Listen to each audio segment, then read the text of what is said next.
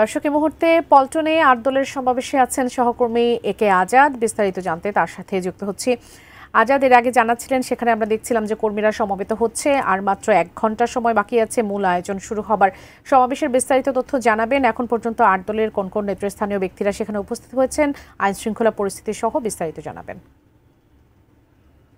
ধন্যবাদ আপনাকে।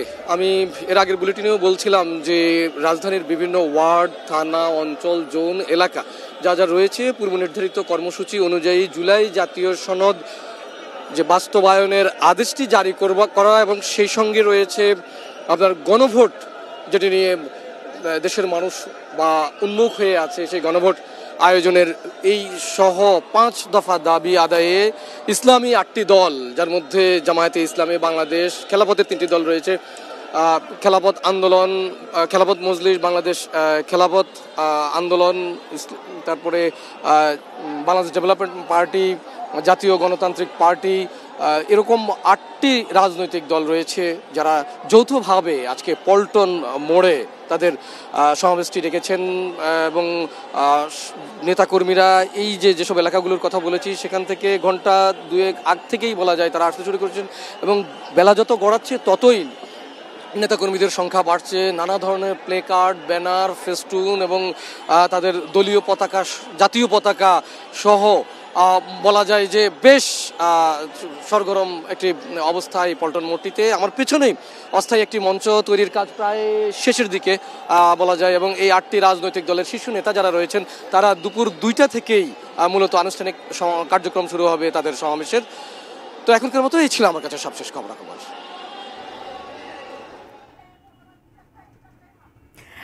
আজাদ, আপনি থাকুন সেখানে, নিশ্চয়ই আবার আপনার সঙ্গে যুক্ত হব। দর্শক এই মুহূর্তে সমাবেশস্থলে আছেন আরেক সহকর্মী, তিনি আছেন মাহতাব মিনহাজ, একেবারে সমাবেশস্থলের পেছনের দিকে আছেন। তার সাথে একটু যুক্ত হয়ে কথা বলতে চাই।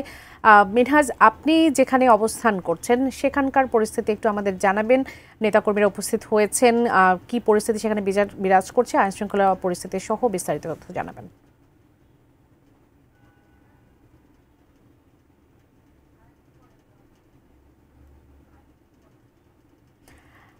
মিনহাজ, সহকর্মী মিনহাজ তিনি আছেন একেবারে পল্টনের সমাবেশস্থলের পেছনের দিকে। এর আগে একে আজাদ তিনি ছিলেন সামনের অংশে, সেখান থেকে বিস্তারিত জানাচ্ছিলেন। মিনহাজের কাছ থেকে একটু পেছনের খবরগুলো একটু জানতে চাই। সমাবেশটির একেবারে পিছনের দিকে, যদিও আসলে সমাবেশটি এখনো সমাবেশের রূপ পুরোপুরি পায়নি। আপনি দেখতে পাচ্ছেন যে আসলে নেতাকর্মীরা আসা শুরু করেছেন, যেহেতু মূল আনুষ্ঠানিকতা দুপুর ২টায় শুরু হবে।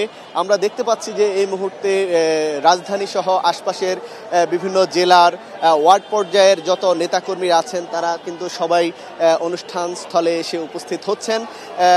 এখনও যে ৮টি দল, সে ৮টি দলের যে শীর্ষ নেতারা রয়েছেন তারা কিন্তু এখনো মঞ্চে উপস্থিত হননি এবং সমাবেশস্থলে এখনো কিন্তু তারা এসে পৌঁছাননি। আপনি দেখতে পাচ্ছেন যে আমরা আগের বুলেটিনে যেমনটি বলেছি যে সমাবেশস্থলে আসলে মঞ্চটির নির্মাণের কাজ চলছে। এই মুহূর্তে কিন্তু মঞ্চ নির্মাণের কাজ বলা চলে একেবারেই শেষ।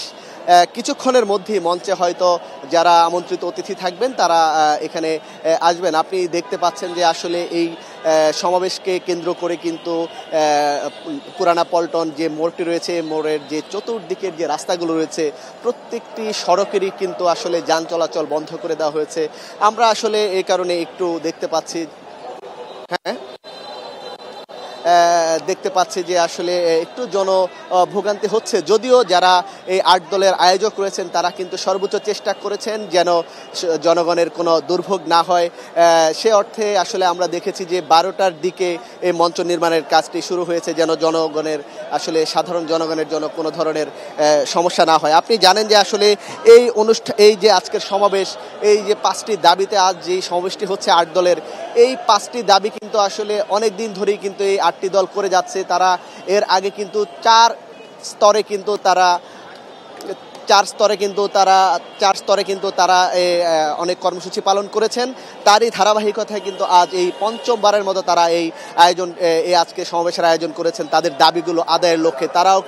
তারা কিন্তু এর আগে আসলে রাজধানী সহ বিভাগীয় শহর, জেলা শহরে বিক্ষোভ কর্মসূচি সহ আমরা দেখেছি যে আসলে জেলা প্রশাসক বরাবর স্মারকলিপি সহ বিভিন্ন কর্মসূচি পালন করেছেন, এবং আমরা সবশেষ দেখেছি যে তারা যাত্রাবাড়ি থেকে গাবতলী পর্যন্ত তারা আসলে মানববন্ধন কর্মসূচিও পালন করেছেন। কিন্তু তার তারপরেও সরকারের পক্ষ থেকে তাদের যে 5টি দাবি, সেই দাবিগুলো পূরণ না হয় তারা কিন্তু আজ এই সমাবেশে ডাক দিয়েছেন। আপনি জানেন যে এই সমাবেশটি কিন্তু আসলে সারা দেশের মানুষ এই সমাবেশে অংশগ্রহণ করবে না।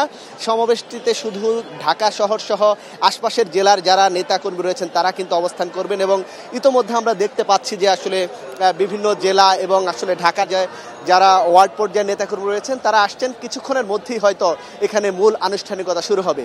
বাবলি।